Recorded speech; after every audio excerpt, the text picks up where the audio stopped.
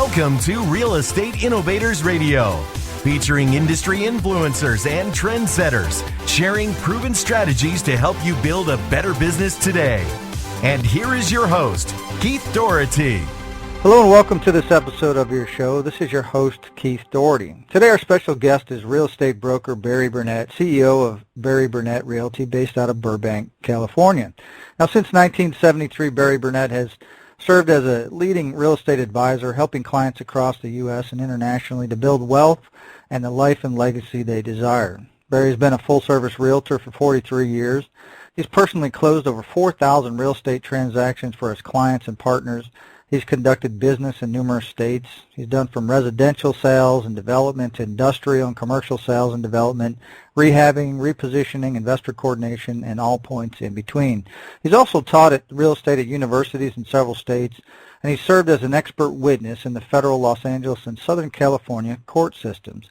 And he's also managed major transactions by extremely wealthy clients, as well as helping beginning investors to build their holdings and protect them step by step. So Barry, welcome to the show. Thank you. I appreciate being on, Keith.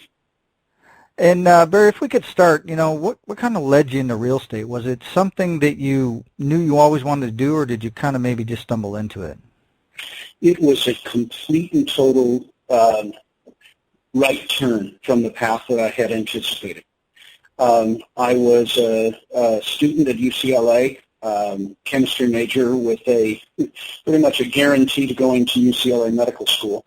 And at 19, as a second semester junior, I realized that I really wanted to get married, and I didn't want my wife to have to support me through medical school. So I started looking at the options, and I've been getting unsolicited offers to do stuff from the time I was about 16. So it was all high-paid stuff, but it didn't require a doctorate, let alone a master's or even college degree. And I thought, wow, let me look at what the options are. And I realized that in real estate, with an extremely small amount of investment, an individual who is prepared in his heart to be a servant can start off with very little investment and control a tremendous amount of inventory and opportunity for people or for institutions or for whatever. I personally have never chosen to serve institutional investors or institutions. I really only deal with individuals. But that's how I realized it. If I've got an unlimited opportunity, I'm going into real estate. So at 19, I started. Excellent. And I think it's pretty important what you said there to point out to our listeners that, and it's a key factor I like to look at, especially with the people we bring on the show, is that you talked about, necessarily not focusing on you and building what you needed. You were looking at your own needs for your family, but I think you made a key point there when you talked about you wanted to serve other people and help them kind of achieve what they wanted to achieve. Well, I've always believed that. I'm just a servant, albeit a very well-paid servant, but I'm just a servant. Absolutely. So what personal attributes, traits, or qualities do you think have most contributed to your success, and how do you think you've developed these? Well, Keith, that's an all-encompassing question. I'm an individual of great faith in a loving God who has commissioned me to represent him. And in doing that, I have to focus on what's really important. And what's really important is to love one another and treat others as more important than myself. To the extent that I do that, I'm a better servant. To the extent that I don't, I just sort of mess up and flounder. Yeah, I think it's interesting that you say when you follow the path that you've been destined to have, that things come your way versus when you say, oh, I'm going to make my decisions and do things on my own. Like you said, you might fall and flounder. So it's interesting, based upon all the success and everything that you've done throughout your career, that's kind of been your primary message to serve other people and obviously treat people the way you want to be treated and take care of their needs. Well, you're right there, Keith. I've always I discovered almost immediately that to the extent that it's about me, my enthusiasm is going to get people interested, but it's not necessarily right for them. In my first year, I lost one half of the escrows I put into transactions I put into escrow because I had sold as opposed to counseled or assisted and coordinated. And when my enthusiasm and my vision for someone else's benefit and welfare wasn't what was right for them, the transactions rightfully unraveled. I still closed a tremendous amount of business, but I did it wrong. So everything changed after I did my analysis of my first year's production, and I realized, it has nothing to do with me. If I'm serving correctly, then I'm going to be listening a great deal more and finding out how to meet people's needs. So do you feel that, kind of, because like you said, your enthusiasm might attract people to certain things, but so what's the best way you feel that you can kind of serve others? You kind of said the listening, so is it more of a taking a subservient role, kind of stepping back, maybe asking more questions and pulling out more of trying to understand what that person wants to achieve so that you can then, fulfill, or help them, find that path? Okay, let's modify that just a little bit. You said subservient role, and I believe that it's important to serve, but to serve as a surrogate, sometimes you have to draw people forward or lead them into hearing what they're saying. So sometimes you repeat back what somebody tells you and ask them if they agree with that and if that's what they really meant, because that may be totally different from the way they were seeing it in their mind's eye. So to be a servant, you have to kind of look around the edges and look around the corners. In my career, I've had the privilege of training somewhere between 1,200 and 1,500 agents. And there's only one message that I can effectively teach, and it's extremely, extremely brief. And all of the training comes down to this one thing. Find a need, fill the need. I'm less interested in somebody's wants. I'm extremely interested in their legitimate needs. And if their legitimate need matches my ability to coordinate and assist effectively and efficiently, then I want to fill their need, and I've been fairly successful at it. Excellent. Yeah, I think that's pretty powerful. So what, now obviously, given, 43 years of that you've had, I'm sure it hasn't been all smooth sailing throughout that entire time. So maybe what are some major adversities and trials that you've had to overcome to keep moving forward and keep, building and achieving your goals? Oh, I wish you could have just heard me laugh at myself. Keith, I've had a blast in my years, and I have done a lot of extraordinary things. There are others in our field that absolutely daunt me when I look at their triumphs and successes and the amount of things that they accomplish. But, Keith, I've been rich and I've been broke 6 times, and I've never been poor. To me, poor says, I don't really think I can do it, so I'm not going to try. Well, rich and poor are both opposite sides of the same coin. My efforts may reward me at times if I'm focused and if I'm being a good servant. And then, on the other hand, I've been embezzled a number of times for multi-million dollars, and that's pretty awkward. You can't stop trusting people, but I have shifted, and now the only one that I will partner with, where I'm not the sole managing partner, is my wife. And she's the boss anyway. Yeah, absolutely. So what, and you've kind of alluded to it, and I kind of have a feeling of where you're going to take this, but just for the sake of our listeners to kind of answer this is, what kept you going? Like you said, you could have chosen to be poor. You could have just maybe gone back into a different career. That, what kept you going? Why didn't you give up, and why did you always keep pushing forward? Okay, I'll give you two examples. One, the evening before my 30th birthday, one of my partners called to wish me a happy birthday, and oh, by the way, you're out of the company. I was stunned. Out of the company? How can you do that? I'm a full partner. There are three of us, and we've built this partnership corporation into a really strong machine. He said, well, no, I'm just going to tell you, you're out. He said, I've moved all of the assets to a subordinate company. I've bankrupted the parent company. I've bankrupted the second company. I've moved all the assets, three corporations. There's no bankruptcy court in the land that could possibly reamass the real estate and the holdings in time before I can get rid of it. So you're just out. Okay. That was $11 million. The next morning I had $4,300 to start life over again. I was married with 7-year-old twins, and the next morning we looked at each other and said, okay, let's start over. And we did.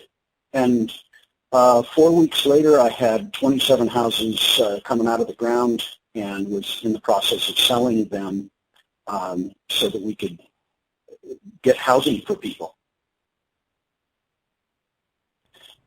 When my partner took my money, he didn't take my heart.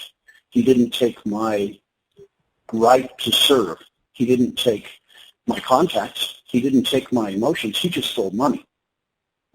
You know, that's horrible of him, but if I gave myself away for that cheap, well, that would have been a shame. So I started again.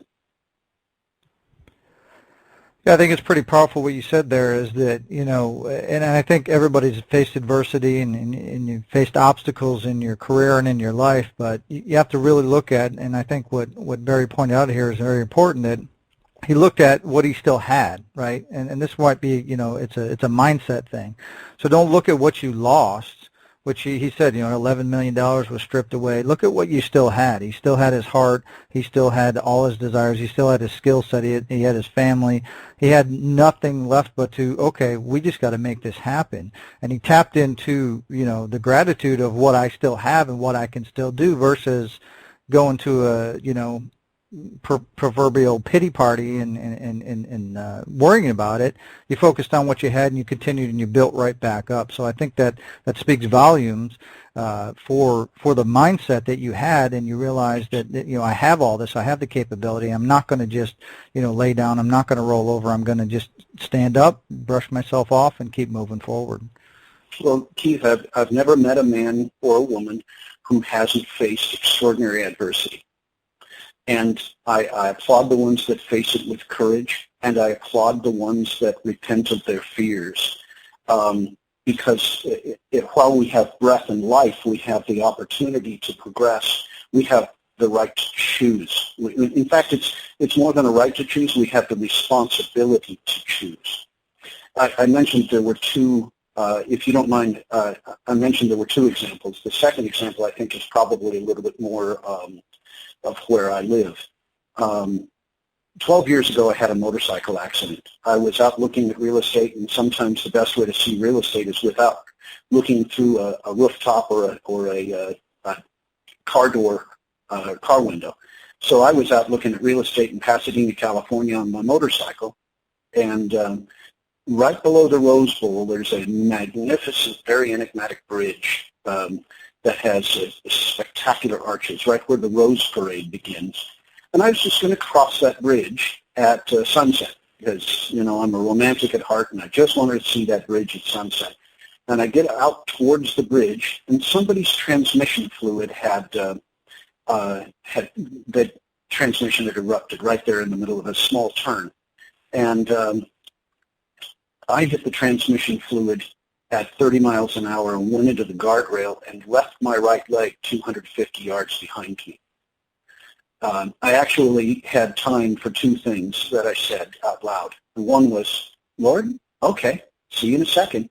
And then the next one coming off of the guardrail was, well, that ain't going to grow back.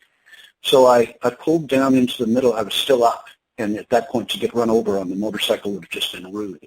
So I pulled into the middle of the bridge. I set the bike down, pulled out my cell phone, dialed 911, and put it aside, grabbed my belt and set my tourniquet. And I was very fortunate. I was enormously fortunate that the Lord gave me the tenacity to stay with it and keep the tourniquet held. Well, it's been 12 years, and in the operating theater, when they were cleaning up from the accident, it's hard to keep an operating theater clean. So what happened to me was I got the MRSA, the MRSA, the flesh-eating disease, but it didn't go into my tissue. It went to my bone marrow. So over the next 2 years, the bone kept dying off, and they had to keep cutting. And so it went from the middle of my shin to it's now about 4.5 inches above my knee joint. And I can guarantee you this: you don't want to get into a foot race with a one-legged realtor, because I'll win every time. You'll win every time. Wow, that's an amazing story that, like the wherewithal to be able to, that your mind just didn't go into shock and that you didn't pass out, that you were able to, probably because if you weren't able to tourniquet that, I mean, who knows where, if we'd even be having this conversation right now. So that's a true blessing that you were able to pull through that. Well, let me give you an homage to the realities of being a Boy Scout. Boy Scouts of America prepared and trained me from the age of 8 to the age of 18 to be prepared. And be prepared is the Boy Scout motto, and I was. I had been the kid that you could put out in the desert with a spork and a wax-covered kitchen match and say, be here at 1700 Sunday, and I'd go off with a smile. So I was prepared for the trouble. Everybody needs to be prepared because life has troubles. It comes in different shapes and sizes. But again, you have to make the choice. If I had chosen to say, oh, woe is me, I'm in terrible shape, then yes, absolutely would have died. There's not a possibility I could have lived through that. But I made choices, and everybody has to make those choices. At some point, it may be any level of catastrophe in their lives, but they can still make the choice to carry on. Yeah, absolutely. I think that's pretty powerful, like you said, and I think it goes back to every point that you've kind of made with that, the mindset. The obstacle came, you got in the right frame of mind, and you chose to move through it no matter what it was, no matter how hard it was. You looked for the positive, and you moved through it, and you came out on the other side. Well, so, you and I, we know people who have it much worse than we do. So I look at myself, okay, right, I've got an extraordinary prosthetic leg, and to me, right at this point, it's extremely inconvenient, but that's all it is. It's a transportation issue. So I still serve families. I still provide benefits, and I'm still taking care of my family. Now I've got 5 beautiful grandkids, 3 boys and 2 girls, and they're all 7 and under. So I'm having a blast. Yeah. Excellent. So kind of, looking forward a little bit, what do you see your vision for the way your business is going to grow, say, over the next 5 years or so? It goes back to find a need, fill the need.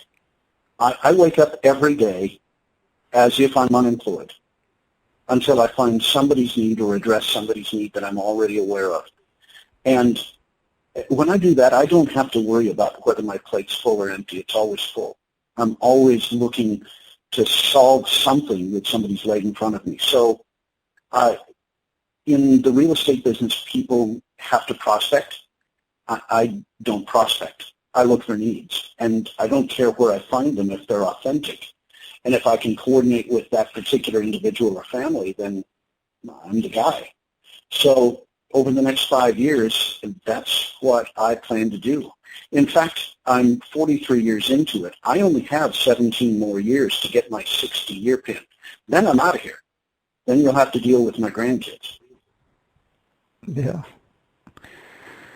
So what do you feel, now I'm pretty much from what you've said, you're probably going to answer this already with what you've said, but for the sake of the listeners to kind of clarify, what do you feel is the best way that you market yourself, as a real estate professional for continuous growth? And obviously, sounds like, from what you've said, is you don't necessarily need to market when you're trying to find those needs. It kind of just, things are attracted to you, and you just take care of people's needs and just keep moving forward.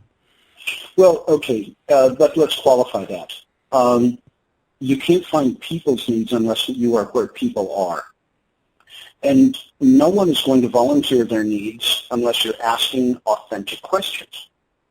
If you're just giving them the perfunctory, hey, how you doing? Then they're going to shake your hand, and that's that.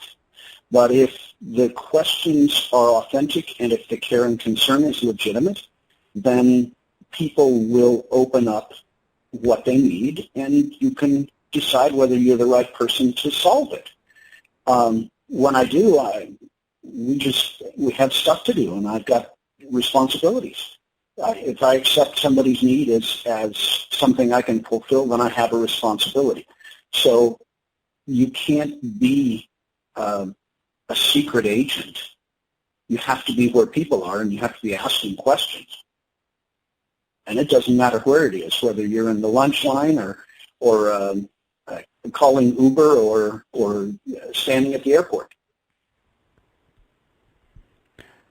So with your business that you have now, obviously you do a lot of advisory stuff. You act in the consultant role. You do the expert witness type stuff. Do you still act in the standard capacity as people would look at an agent, buying and selling real estate and helping people find homes and things of that nature?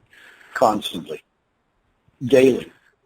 I still show properties, office buildings, industrial parks, condos, single-family homes. I still show apartment buildings. I love it because those will fulfill people's needs. Yes, I do that. So what do you think, because I think there's sometimes a misconception or there's myths out there when people, look at real estate agents. So what do you think the biggest misconception or myth that people have about working with a real estate agent is? Well, people are people, Keith. If they have a trust, if the trust is earned, then there are very few misconceptions. Unfortunately, many times there isn't a sense that there is a trust. And when that occurs, the misconception is that the real estate agent is trying to be self-serving or looking after the almighty dollar. And unfortunately, people are people, and some of them are. And that limits their ability to serve. If someone finds that kind of agent, they should be looking for a totally different mindset, a totally different agent. But when you walk into an open house, for example, you're out kicking tires and you're looking around in Florida and you're wandering to look at property, you want to know that the agent is going to allow you to see what you see and then ask and respond to authentic questions that have to do with you, not to do with the agent. So if you find that, then the buyers of any property have to realize that they don't have to stand on tradition, and according to the National Realtors Code of Ethics, the buyer has the right to select their representative. So they should, and they should use their choices very carefully. And the misconception is that sometimes you walk into an open house and you feel stuck, that you have to use somebody that you may not have trust or confidence in, and that's a misconception. You have the right to choose, and you should. Yeah, I think that's important that people realize that they do have that choice, and like you said, with everything, it comes down to choosing what's best for you. So it's kind of a hypothetical question, and it's interesting to see, how you would counsel somebody else. So let's say you get a call from a family member, let's say down here in Florida, and they say, hey, Barry, it's time. I want to move out there. I want to be closer to you and your kids and the grandkids and everything. What would you counsel them? What would the best advice you'd give them for selecting an agent that could best serve their needs? Obviously, you may have connections, you may know people, but in general, what are the kind of things that somebody should look for to find an agent that you think could best fit their needs? Well, relationship is extremely important, Keith, and the relationship between the buyer, my family member, or my referral, who I treat just as if they were family members, it has to be greeted in the same way that I would greet that business, that I have a responsibility. So they have to find somebody who accepts the responsibility of serving them. Now, it doesn't mean that you can be irresponsible about your demands for service. Some people call at 10 o'clock at night. That's unreasonable. That's unrealistic, and it's inappropriate. Some people expect that an agent is going to live 24/7 in the real estate business, and if I call, by golly, they need to answer, and that's also inappropriate, and it's unrealistic, and it's demeaning. So you need to find somebody who shares a commonality of values. But, you know, with the Internet, you can find a whole lot about people, even brand spanking new agents. You can find out what they've done in the past and whether they've been servant-hearted or whether they've just been money beasts. So you can find a lot about people before you ever spend much time with them face-to-face. But the conversation you have to have a commonality, a sense of mutual respect. And if there is a mutual respect, then the job can be done. If you're communicating honestly about your needs, then they can fulfill those needs honestly. Yeah, I think you pointed out some pretty important for people to pay attention to is that obviously with this day and age of everything being connected, with everybody having profiles from Facebook to Twitter to LinkedIn, I think you can do a pretty good search and expose people, like you said, if their nature isn't to potentially serve your best needs, or at least do some research and get some general idea of the kind of people that you could be working with, as well as maybe looking at referrals and testimonials and things like that could help form a better understanding of the kind of person that you're going to deal with. Well, sure, and past that, there are some people who are neighborhood specialists, and if that's the neighborhood you want, then they're probably going to be able to help you. There are some people who are client specialists, and that's more like me. I'm much less concerned with the property. I'm almost entirely concerned with the need. If the property is just a vehicle to fulfill someone's need, so if you're looking at somebody who sees your need and is listening to you, you sometimes have to tell them, okay, this particular property, it may not actually serve you because of this and this and this, but let's look at the broader perspective. This is what you said is your need. Let's look to fulfill that. Well, then it's less of a property question and more of a needs fulfillment question. Would you agree? Yeah, I think. No, absolutely, and I think that it's really we've done. I've interviewed quite a few different real estate specialists on this show, and it's interesting that the take that we get that we get a lot of people to talk about serving others and their needs and stuff, but I've never heard anybody go to the extent that you have, which I think it's refreshing, and it's you should be commended for it. And I know you don't want credit for that because it's just the way you do it, but it does mean a lot that you see people like yourself out there that are building your business and having your success based upon taking care of other people's needs and taking the time to not just focus on the house or the dollar, but to really focus on the person as an individual or as a couple, and really understanding what do you need, what is the core need, how can we fulfill that need, and then going out and trying to fulfill that need with the abilities that you've been given. So I'm really I appreciate you taking the time, obviously, and I appreciate that you conduct your business in that manner. And having said that, I have a tremendous amount of fun because there's an awful lot of fun to be had while you're working. If you do what you love, it's just so much easier. Well, absolutely, and to get the satisfaction, too, of knowing that you help fulfill somebody else's need and that they're now satisfied and they can continue on. And I think it's kind of the perpetual machine of giving and helping, and that, that's going to manifest other people that want to do the same for other people because of the positive experience that they had with you. So I think that's great. Well, I've So always found that what goes around comes around. absolutely, I believe 100% in that. Definitely. And so now, if somebody wants to learn more about you or your company, what's the best way that they can find out more about Barry-Burnett and to get in contact with you? Well, I'm delighted that you asked that question, Keith, but I'm just a little guy. What everybody needs to do is a personal needs assessment and find somebody in their bailiwick, in their heart of hearts that can fulfill their needs. If they want to reach me, I'm at www.barry-burnett.net. That's my website, and it's an easy one. But there are an awful lot of folks around the country just with far greater skills and far greater desires and endeavors, and probably a whole lot closer to them.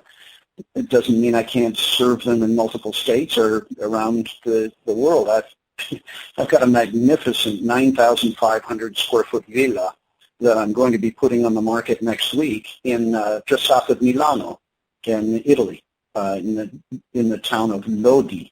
So if you have a desire for that, then come on, it's spectacular. But as far as what your needs are, there are a lot of people who can fulfill them. You just have to be responsible to yourself to take the time to find the people who are interested in your needs above their own. Excellent advice. And I just want to take this time to kind of wrap things up and thank our special guest, Barry-Burnett, today.